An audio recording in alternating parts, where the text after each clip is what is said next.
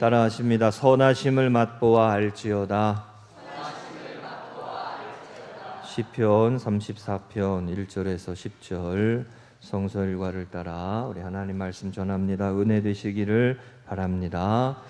하나님과 동행한다라고 하는 것은 하나님과의 관계가 있다, 하나님과의 교제가 있다, 하나님과의 사귐이 있다라는 것입니다. 하나님과 동행한다라는 것은 하나님과의 관계를 맺어간다라는 뜻입니다. 열왕기하 18장 5절 6절에 우리 지난 주간에 이 말씀이 있었습니다. 히스기야가 이스라엘 하나님 여호와를 의지하였는데 그의 전후 유다 여러 왕 중에 그러한 자가 없었으니 곧 그가 여호와께 연합하여 그에게서 떠나지 아니하고 여호와께서 모세에게 명령하신 계명을 지켰더라. 아멘. 히스기야를 평가하면서 열왕기 하의 말씀에 그가 유다 여러 왕 중에 그런 자가 없었다라고 극찬을 합니다. 물론 히스기야의 전반과 후반부에 다른 모습이 있지만 그 히스기야가 전반부에 하나님 앞에 보였던 모습을 이렇게 귀한 왕으로 말씀하는데 그 이유가 그가 하나님과 연합하여 하나님에게서 떠나지 아니하고 이렇게 말씀합니다. 그리고 하나님께서 모세에게 명령하신 계명을 지켰기 때문이다. 말씀을 지키고 순종하고 하나님의 명령을 순종하는 삶이, 계명을 지켜가는 삶이 하나님과의 관계를 맺어가는 삶이고 하나님과 연합하는 삶이고 하나님과 동행하는 삶이고 하나님이 함께 하시는 삶이다 라고 하는 것을 말씀합니다. 이렇게 오늘도 함께 나와서 예배드리고 찬양으로 섬기고 또 봉사위원으로 섬기고 예배를 함께 세워가고 하나님과 관계를 맺어가는 삶이죠. 그렇죠? 하나님의 영이 거하는 사람들과 만나고, 할렐루야, 권사님 만나고 장로님들 만나고 성도님들 만나고 목사님들 만나고, 이게 하나님의 은혜의 영이 거하는 사람들과 관계를 맺어가고 그 교제하는 삶을 이어가는 것이죠. 여러분, 하나님과의 사귐이 있고 관계를 맺어가고 교제가 이어지는 삶에 승리하시고 이 은혜의 삶을 이어가시기를 축복합니다. 이 히스기야의 삶을 이렇게 하나님과 연합하여 그에게서 떠나지 아니하였다라고 하시면서 히스기야가 하나님 앞에 엄청난 축복을 받고 형통했다라고 성경이 설명했어요. 형통한 삶을 말씀했어요. 그래서 이 구절에 나오진 않지만 18장의 7절 8절에 가보면 열왕기하에 형통, 히스기야를 형통했다라고 말씀했습니다. 여러분, 최근에 형통이란 단어를 제가 많이 좀 생각하고 묵상했습니다. 인생의 한 사람의 인생이 형통한 것이 축복이죠. 한 교회가, 한 나라가 형통한 것이 축복인 줄로 믿습니다. 오늘 이번 주간에 우리가 광복절이 있잖아요. 우리나라가 하나님 앞에 형통한 나라가 되도록 기도해야 할 줄로 믿습니다. 이 광복의 은혜, 해방의 은혜를 가벼이 여기지 않고 기억하며 나라의 소중함을 기억하며, 그래서 태극기여기다 이렇게 해놨습니다. 나라를 기억하며 나라를 위해 기도하는 교회가 돼야 돼요. 전도서 7장 14절에는 이런 말씀도 있습니다. 형통한 날에는 기뻐하고 곤고한 날에는 되돌아보아라. 이 두 가지를 하나님이 병행하게 하사 사람이 그의 장래일을 능히 헤아려 알지 못하게 하셨느니라. 아멘. 형통한 날도 있고 곤고한 날도 있다라고 말씀했어요. 인생은 울고 웃는 삶이 어쩌면 인생살이다라는 것이죠. 그런데 성경에 보면 하나님께서 형통하게 하시는 삶을 살아가는 그 은혜의 모습을 누린 사람들이 나옵니다. 그러니까 그 모습 속에서도 하나님은 우리의 삶을 형통케 하시는 은혜로 이끌고 계시다는 것이죠. 여러분, 이번 파리에서 올림픽 했잖아요. 오늘까지잖아요. 여러 뉴스 중에 제 눈에 들어온 뉴스 중에 하나가 서울에서 파리까지라는 뉴스가 하나 있었습니다. 올림픽에 10회 연속 나간 분의 이야기가 있었어요. 조지아라고 유럽의 기독교가 제일 먼저 전파되었던 나라인데 조지아의 사격 선수였던 니노 살루크바제 55세 된 이분이 서울 88 올림픽 때부터 파리 올림픽까지 무려 10회를 올림픽을 나갔대요. 아, 대단하지 않습니까? 우리 서울에서 은메달을 땄었대요. 그리고 아버지하고 약속해서 파리 올림픽까지 갈 수 있도록 그 약속을 지킬 수 있어서 감사하다. 뭐 이런 인터뷰하는 거를 봤어요. 한 번도 못 나가는데 나는 10회를 나갔어요. 10회를. 얼마나 대단한 기록입니까? 자기 관리도 잘하고 또 사격 선수는 눈이 생명이라 이 뉴스를 보니까 이제 55세가 넘어가면서 이제 시력이 감퇴가 되니까 더 이상 사격 선수를 할 수 없어서 이제 더 이상 나가지 못한다. 이런 얘기를 하는 것을 봤어요. 아버지의 마지막 소원이다. 어떤 면에서 보면 10회 연속 이렇게 나가는 것도 형통한 모습이잖아요. 참 복 있는 모습이잖아요. 이분이 인터뷰한 내용에 이런 말이 있었어요. 무엇이든 최선을 다하세요. 언제나 현재를 잘 챙기고요. 지금은 다시 돌아오지 않으니까요. 좀 멋진 말인 것 같지 않아요? 지혜로운 말이죠, 그죠? 맞는 말이죠. 예. 이렇게 인터뷰를 했더라고요. 참 대단하다. 올림픽 정신을 구현하는 참 좋은 말이다. 이런 생각을 했습니다. 그런데 성경에는요, 형통이라는 단어를 설명하면서 그 형통이라는 단어를 설명할 때 그 한 하나님의 사람들을 이 형통했다라고 말할 때 그 형통을 하나님과의 약속과 하나님의 말씀을 지켰을 때 하나님이 약속하신 삶을 누리게 되는 은혜를 형통이라고 말했습니다. 다시요.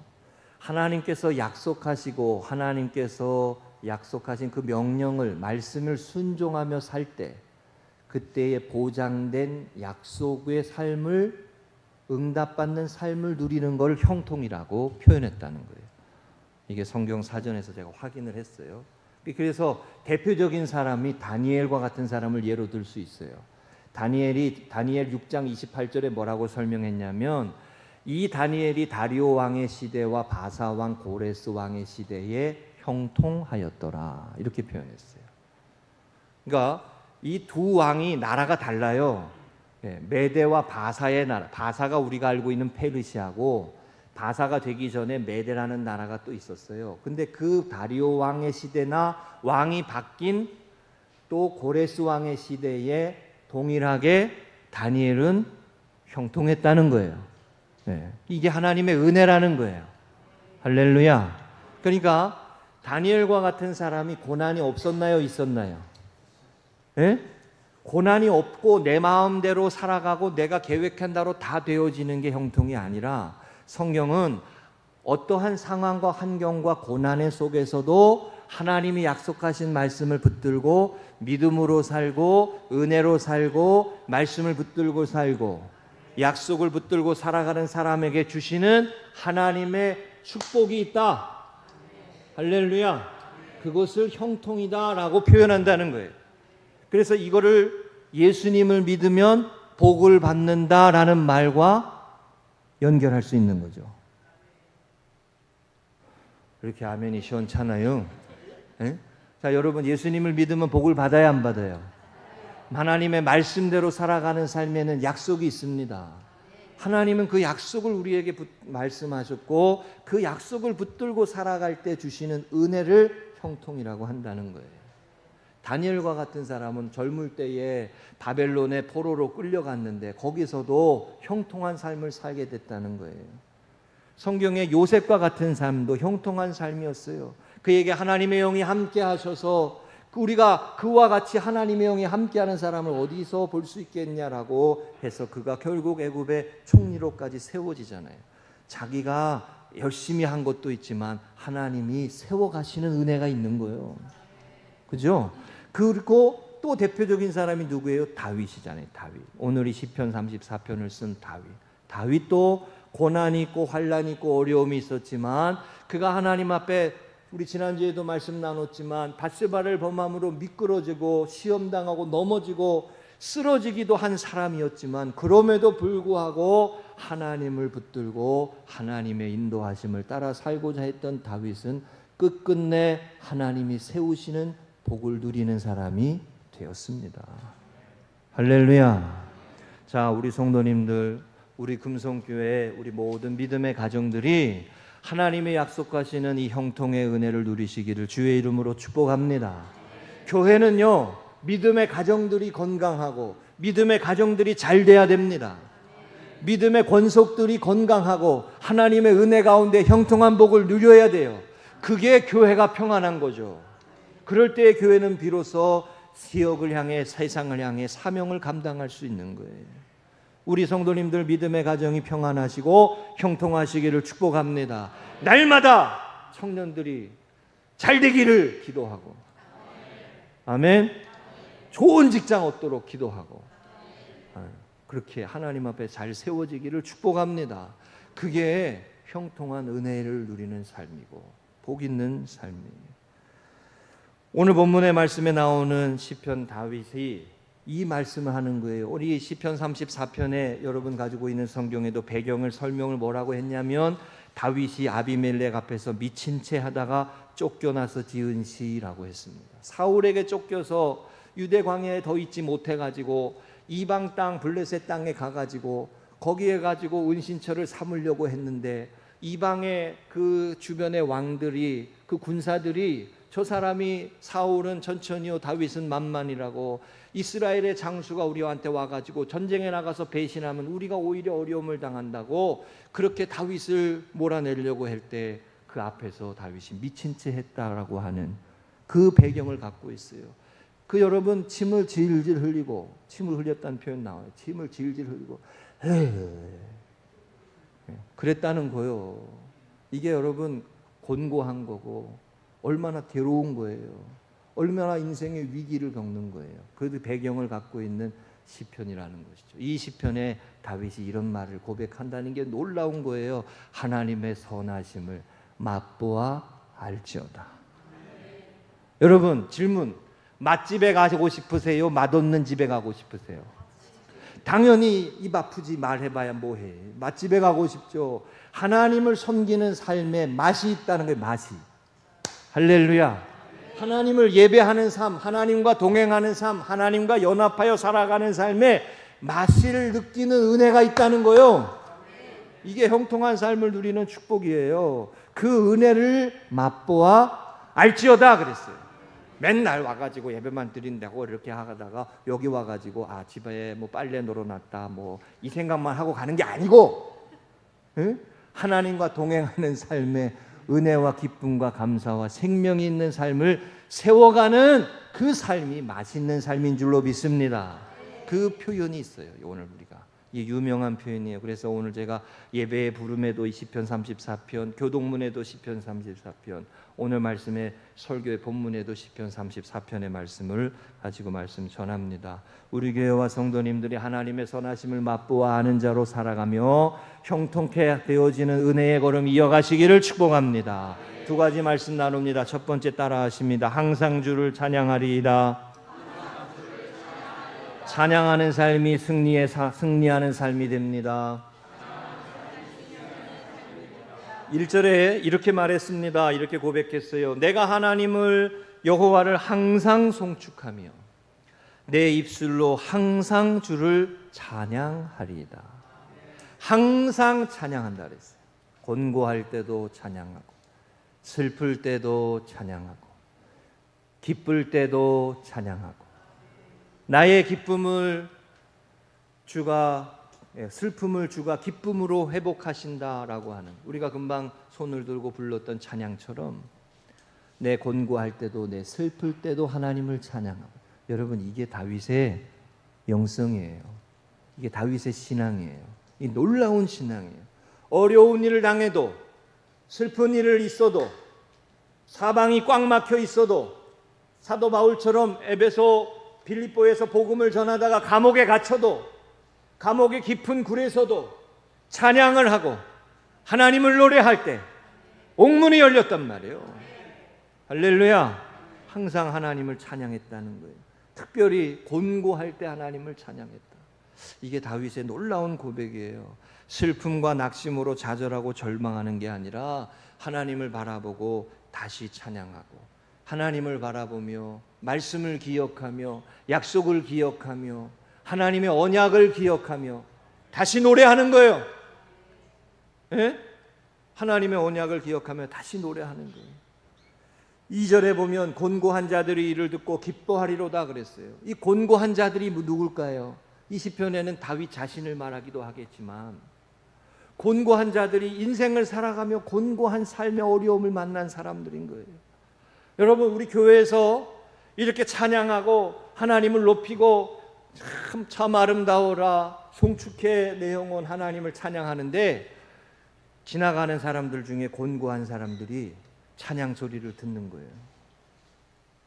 나는 똑같은 세상을 살면서 이렇게 슬픔 많고 죄 많고 이렇게 살아가기 힘든 세상을 살면서 저 사람들은 어떻게 저렇게 찬양하며 살까? 저 사람들은 저렇게 노래하며 살까? 이게 다른 게 느껴지는 거죠.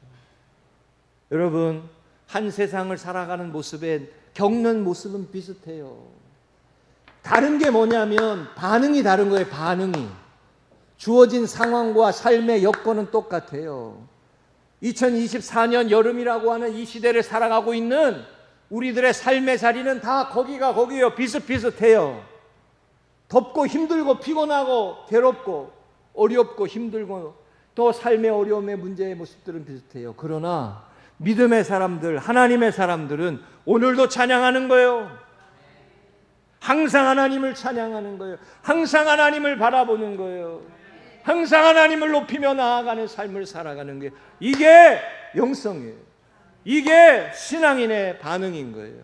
하나님을 믿는 거예요. 하나님의 약속을 믿고 하나님의 말씀을 붙들고 살아가는 거예요. 그게 곤고한 자들이 이를 듣고 기뻐하리로다. 우리 교회 가끔 새벽에 오시는 분들 있잖아요. 빨강 머리를 하고 와도 노랑 머리를 하고 와도 슬리퍼를 끌고 와도 그냥 와서 예배 드리라고 해야 돼. 응? 냄새가 난다 그래도 가서 와서 함께 예배 드려야 돼.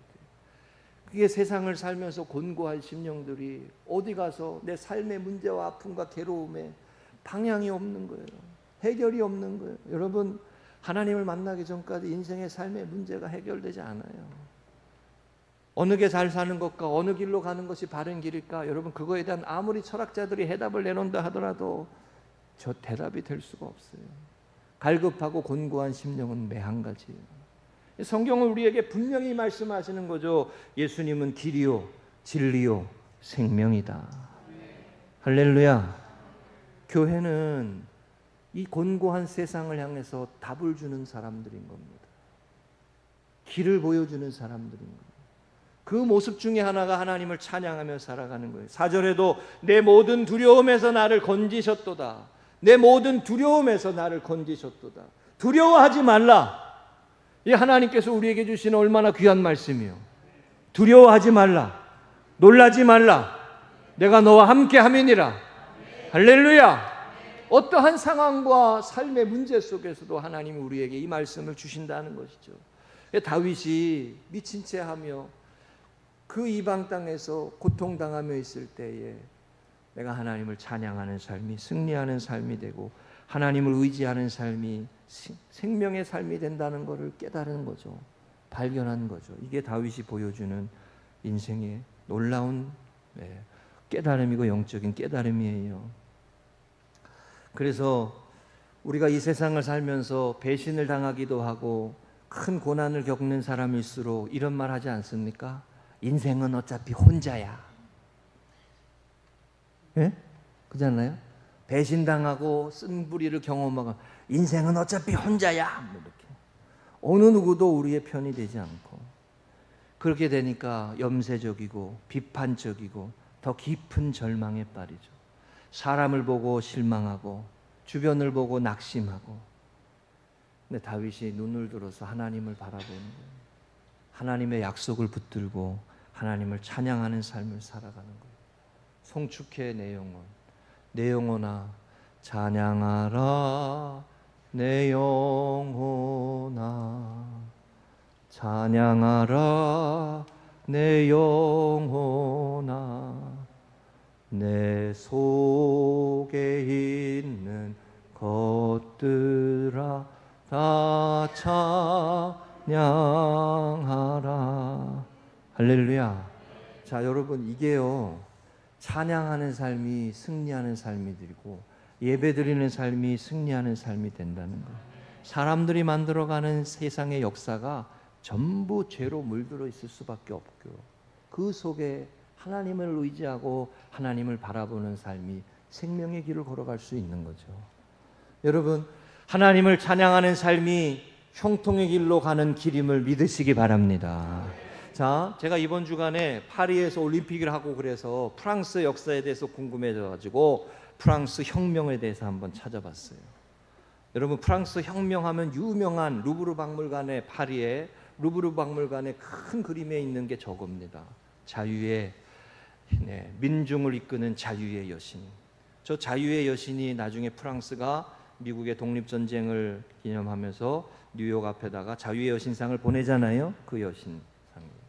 이 프랑스 혁명이라고 하는 것은 1800년도 어간에 한 60년, 70년, 80년에 이루어졌던 민중혁명을 이야기하는 겁니다. 그런데 이게 어떤 혁명이냐면 왕정 체제를 무너뜨리고 공화정, 모든 민중이, 모든 국민들이 투표를 해가지고 사람의 대표를 세우는 이 체제를 바꾸는 역사에 프랑스 혁명에 수많은 사람들이 피를 흘렸어요. 그리고 그 배경으로 나온 유명한 걸작이 레미제라블이라고 하는 빅토르 위고의 작품입니다. 그 레미제라블이 저 프랑스 혁명 1830년에 저 배경을 하고 있어요. 우리나라는 왕정 체제가 1910년까지 이어져 왔던 거 아니에요? 근데 프랑스에서는 100년 전에 이미 저런 일들이 있었던 것이죠. 그리고 그 일들을 기념하고 기억하기 위해 저 유명한 그림이 있습니다. 그런데 절대군주라고 하는, 성경은 이미 이 부분에 말씀했잖아요. 사람으로 된 왕을 세웠을 때 무슨 일을 겪게 되는지. 사람으로 왕이 되었을 때 하나님이 주인이 아니고 하나님이 왕이 아니시고 사람이 됐을 때 이 사람은 죄로 인하여 자유로울 수가 없기 때문에 그 사람이 아무리 좋은 왕이라고 하더라도 부정적인 게 있을 수밖에 없거든요.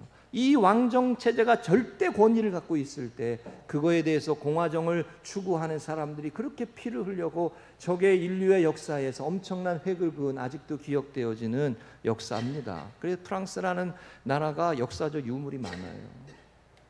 베르사유 궁전이나 뭐 마리 앙뚜아네트의 그 단두대에서 죽어가는 이야기나 뭐 그런 얘기들이 있습니다.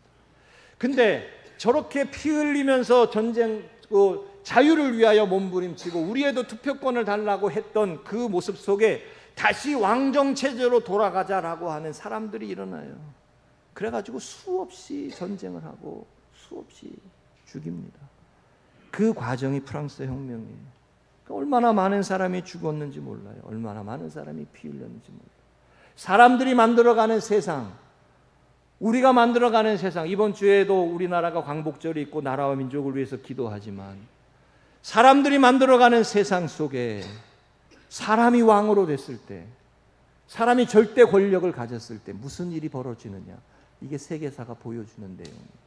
여러분, 사람이 왕인 나라가 아니라 하나님이 중심이 되고 하나님이 왕으로 다스리시는 나라, 그 나라 위에 살아가시고 그 나라를 위해서 복음을 위해 살아가는 하나님의 사람들로 이 시대에도 쓰임 받으시기를 주의 이름으로 축복합니다. 불완전한 세상이라. 지난주에도 제가 말씀드렸잖아요. 미국 역사 얘기하면서 사람들이 만들어가는 역사 속엔 다 죄로 물들어 있단 말이죠. 이번 주간에 안세영 선수가 금메달을 따고 배드민턴 협회와 갈등이 빚은 내용이 있었습니다.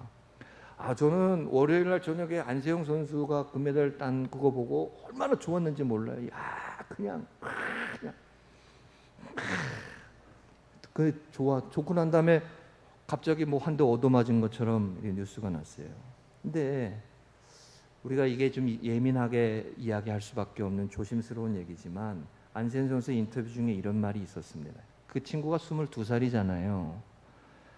자기가 운동하는 동기가 분노라고 그랬어요. 분노. 뭔가 잘못된 거 아니에요? 여러분 22살짜리 여자애가 16살부터 운동하는 이유가 분노래요. 분노. 이를 악물고 자기가 금메달 따면 한마디 하고 싶어서 그랬다는 거예요. 이건 정상이 아닌 거예요. 이건 비정상인 거예요. 그렇죠?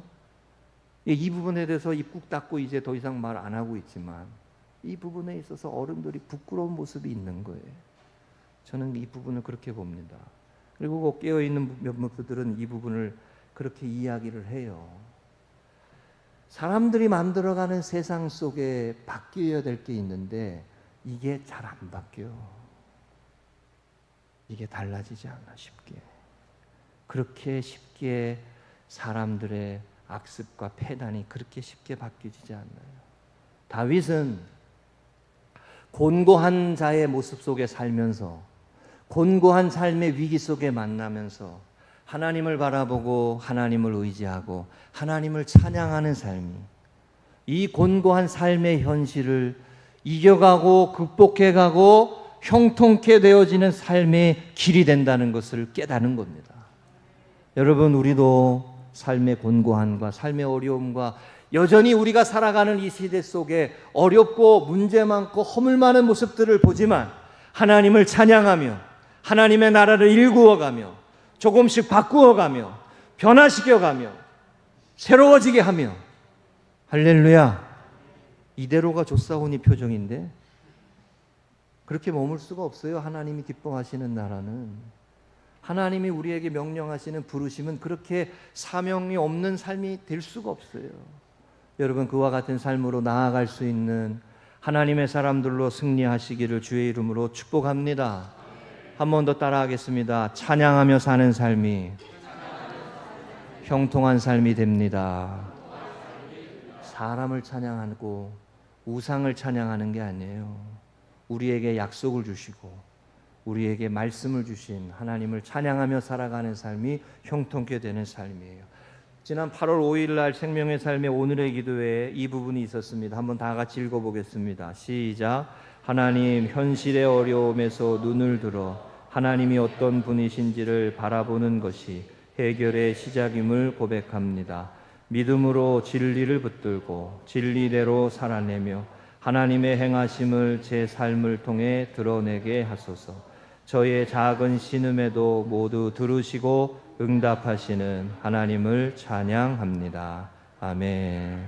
여러분 절망을 이기는 기도하시기 바랍니다. 슬픔을 이기는 기도를 드리며 나아가시기 바랍니다. 할렐루야. 그게 하나님을 붙들고 나아가는 삶이에요. 두 번째입니다. 따라하십니다. 선하심을 맛보아할지어다. 그 은혜와 사랑이 우리를 살립니다. 8절에 보면 너희는 여호와의 선하심을 맛보아할지어다. 그에게 피하는 자는 복이 있도다 라고 했습니다. 이게 유명한 표현이죠. 피난처 되시는 하나님을 고백한 거죠. 피난처 되시는 하나님, 내가 참으로 의지해야 할 하나님, 내 삶이 숨을 쉬게 하고 내 삶이 새 힘을 얻게 하고 내 삶이 용기를 나게 하시는 하나님이심을 깨달았다는 거예요. 사람을 의지할 때 배신당하고 다른 사람을 어떤 시스템을 의지할 때 배반을 당하고 실망하고 낙심했지만 광야에 있을 때에 하나님께 피하고 하나님을 의지하고 하나님을 붙들 때에 나를 새롭게 하시고 새 힘을 주시고 용기를 주시고 다시 생명의 길을 걸어가게 하시는 하나님이시라는 것을 알게 됐다는 거예요. 근데 그 말을 이렇게 표현했어요. 선하심을 알지어다. 하나님의 선하심을 알지어다. 우리는 죄 가운데 살고 우리는 허물 많은 인생이고 우리는 부족한 인생이고 우리는 똑같은 일을 반복하는 어리석은 인생이지만 하나님은 언제나 동일한 모습으로 한결같은 모습으로 우리에게 선하시다는 거예요. 우리에게 질문할게요 여러분. 만날 때마다 웃어주는 사람을 만나고 싶어요? 만날 때마다 인상 쓰는 사람 만나고 싶어요? 예? 만날 때마다 웃어주는. 어제도 탁구하는데 보니까 말이죠. 삐약이가 말이요. 예? 이렇게 하는. 그거 보는 거 얼마나 좋아요. 그죠? 삐약이 누구지? 좀 보라고. 어제 동메달 땄잖아요. 저도 그걸 일부러 봤어요. 아, 이게 동메달 땄으면 좋겠다.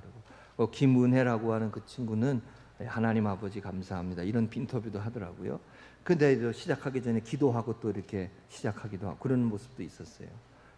근데 그 모습을 이래 보니까 얼굴 웃잖아요. 여러분, 우리 손흥민 선수가 영국에서 축구로 유명해진 것 중에 하나는 축구하면서 항상 스마일이었어요. 항상 웃상이라 그러죠. 웃상. 항상 스마일. 예배 드리면서 좀 이거 좀 올리거든요. 이렇게 웃상으로 사람을 만날 때 말이에요. 하나님은 우리 가운데 항상 선하시다는 거예요. 물론 이스라엘 백성들이 하나님 앞에 범죄하여 가지고 결국 끝끝내 심판의 대상이 될 수밖에 없었던 역사를 우리가 보고 있지만, 그러나 하나님은 항상 우리가 구원받기를 원하시고 새 생명으로 살기를 원하시고 기뻐하며 살기를 원하시고 감사와 능력의 삶을 살기를 원하시는 분이신 줄로 믿습니다. 그게 하나님의 선하심이에요. 우리가 한 주간에 연약하고 무너져도 우리를 향해서 항상 격려하시고 위로하시고 항상 품어주시는 하나님이라는 거예요. 그 하나님의 사랑이 바다보다 넓고 하늘보다 높다고 찬양하는 것이죠. 항상 우리를 향해서 선하시다. 지난 주간에 생명의 삶에 이 글이 있었어요. 다 같이 읽어보겠습니다. 시작. 죄는 진리가 우리 삶에 뚫고 들어오지 못하게 필사적으로 막고 있는 흉악한 방벽이다.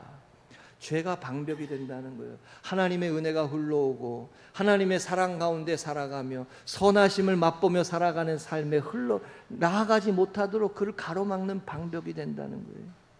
그러나 하나님의 선하심을 맛본 사람은 때로는 실수하고 때로는 넘어지고 때로는 힘들어하고 괴로워하지만 항상 하나님 앞에 나아가며 우리의 삶을 회복시키시고 온전하게 하시고 건강하게 하신다는 것을 아는 사람이죠. 이게 하나님의 선하심을 맛보아 아는 사람의 신앙생활이죠. 여러분, 이 선하신 하나님을 알고 믿고 고백하며 나아가는 삶이 형통의 길로 가는 줄로 믿습니다. 할렐루야. 그게 요셉이었어요. 형들은 나를 팔아버렸지만 선하신 하나님은 계획이 있으셔서, 할렐루야, 고난 속에서도 좋으신 하나님이심을 붙잡은 거예요. 그게 좋으신 하나님, 선하신 하나님. 세상은 이 선하신 하나님을 알지 못하고 좋으신 하나님을 알지 못하기에 절망 가운데 살고 슬픔 가운데 살고 서로 고통을 주며 살아갑니다. 교회는 선하신 하나님을 말해줘야 되고 증거해야 돼요. 하나님과 함께하는 삶, 하나님과 동행하는 삶이 슬픔과 절망과 어둠을 넘어서는 승리하는 삶이 될 수 있다고 말해주는 것이 교회예요. 우리 성도님들이 그런 믿음의 가정들이 되시기를 축복합니다. 이 축복의 삶이, 이 형통의 삶이 있다고 말해줘야 돼요.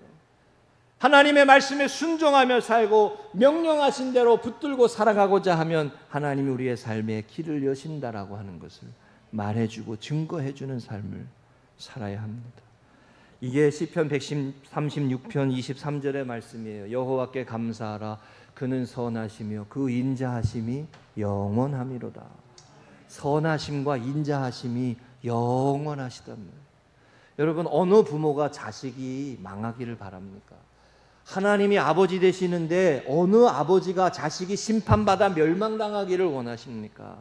하나님은 우리가 하나님의 은혜 가운데 회복되어지고 죄 가운데 물들어 살지만 다시 회복되어지고 소성함을 입고 새 힘을 얻고 용기를 얻어서 생명 있는 삶을 살기를 원하시는 거죠. 이게 하나님의 선하심이죠. 할렐루야. 그게 하나님의 사랑이고 하나님의 은혜예요. 그 은혜가 놀랍다는 거에서 그래서 어메이징 그레이스죠. 저기 시편 136편에 저는 23절에 이 구절이 참 은혜가 돼요. 우리를 비천한 가운데도 기억해 주신 이에게 감사하라. 그 인자하심이 영원함이로다. 비천한 가운데에서도 우리를 기억해 주신 하나님. 탕자와 같이 살아가는 인생의 모습 속에서 찾아오셔서 우리를 인도해 주시는 하나님, 선하신 하나님, 여러분, 선하신 하나님을 믿으며 고백하며 하나님의 약속의 축복의 삶으로 나아가시기를, 형통의 삶으로 나아가시기를 축복합니다. 마지막으로 예화 하나만 드리고 말씀 마치겠습니다. 팀 켈러 목사님이 예화 중에 이런 이야기가 하나 있습니다. 그분이 미국의 버지니아라고 하는 곳에 작은 마을에서 처음 목회할 때에 이런 일이 있었다는 거예요. 문란하게 살아오다가 혼자 아이를 키우며 어렵게 우울하게 살아가는 한 여자분을 만났대요. 그래서 예수님 믿으세요. 죄사함을 받고 성령의 능력으로 삽시다. 하나님 나라를 위해 살아갑시다. 함께 하나님의 약속의 삶을 이어갑시다라고 권면했대요. 그분이 자신의 허랑방탕하고 이 동네에서 유명한 문란한 분이었던가 봐요. 그랬던 분이 이제 그래서 예수님 믿겠다고 다짐을 하고 영접을 하셨다는 거예요. 근데 그렇게 주위 사람들로부터 손가락질 받던 그분이 예수님을 기쁘게 영접하고 믿기로 결단을 했는데 일주일 후쯤에 다시 그분을 만났다는 거예요. 그랬더니 울고 있더라는 거예요. 왜 그러시냐고 그랬더니 언니한테 전화를 했대요. 언니, 나 예수님 믿기로 했어. 나 교회 다니기로 했어.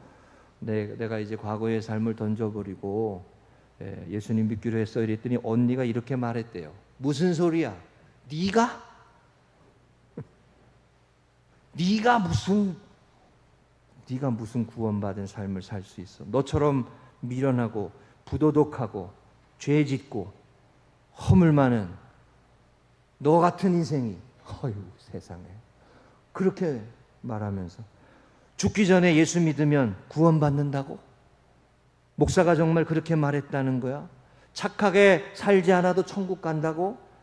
절대로 못 믿어. 정신 차려. 그 사람 이상한 사람일 수 있어. 이렇게 말했더라는 거야. 그 말을 듣고 너무 마음이 괴로워서 울고 힘들어했다는 거예요.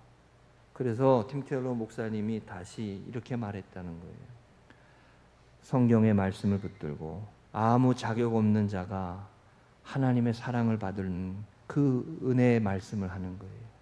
한 사람이 구원받는 것은 사람의 노력이 아니라 은혜로 된다. 우리의 구원은 사람의 공로가 아니라 은혜로 되는 것이다. 이게 복음이에요, 여러분. 이게 복음.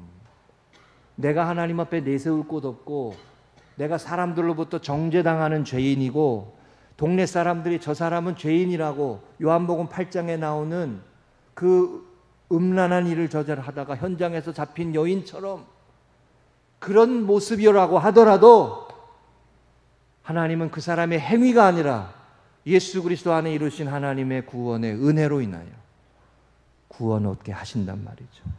그게 에베소서 2장 8절의 말씀이에요. 너희가 그 은혜에 의하여 믿음으로 말미암아 구원을 받았나니 너희의 행위가 아니라 자랑하지 못하게 하려 함이라. 이게 은혜의 복음이죠. 사람을 바꾸는 게 여러분 율법이나 정죄나 판단이 아니에요. 선하신 하나님을 알게 되는 거예요. 은혜의 하나님을 알게 되는 거예요. 하나님의 은혜가 우리를 살리는 거예요. 하나님의 은혜가 우리를 살리고 하나님의 은혜를 경험할 때 그 선하심을 맛보아 살아갈 때 고난을 넘고 곤고한 삶을 넘어 비참한 삶을 이겨내고 털어버리고 하나님이 축복하시는 승리의 삶을 살아가게 되어지는 줄로 믿습니다. 우리 8월 6일 화요일 날 생명의 삶의 오늘의 기도 이 말씀만 읽고 마치겠습니다. 다 같이 읽겠습니다. 시작. 하나님, 사방이 막힌 순간에도 길을 내시는 구원자 하나님을 찬양합니다. 능하지 못한 것이 없으신 하나님을 믿고 담대하게 나아가게 하소서. 하나님의 구원 은혜를 기억하며 건짐을 받은 남은 자로서 믿음에 깊이 뿌리 내리고 성령의 열매를 맺게 하옵소서. 아멘. 여러분 이렇게 기도하며 나아가는 분들이 되시기를 축복합니다. 두 가지 말씀드렸습니다. 형통한 삶으로 나아가는 삶의 첫 번째, 오늘 시편 34편의 말씀에 하나님을 찬양하며 사는 길. 두 번째, 하나님의 선하심을 맛보며 살아가는 삶입니다. 이 은혜의 삶에 승리하시기를 주의 이름으로 축복합니다.